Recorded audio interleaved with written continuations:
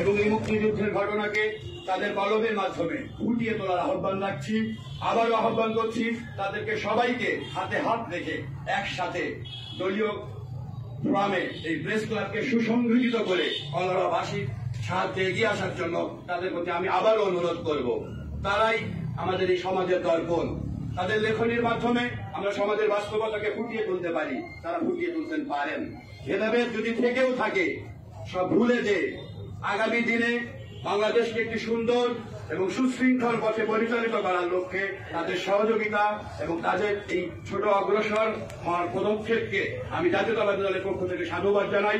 আমি আবারও তাদেরকে তারা কলরা নয়নের মণি জনাব হাবিবুল ইসলাম হাবিবের পক্ষ থেকে তাদেরকে সাধুবাদ জানিয়ে আজকের এই অনুষ্ঠান পরিচালনা করার জন্য তাদেরকে আবারও আমার আন্তরিক ধন্যবাদ দিয়ে আমার বক্তব্য শেষ করছি। বাংলাদেশ জিন্দাবাদ, খালেদা জিয়া জিন্দাবাদ, তারেক জিয়া জিন্দাবাদ।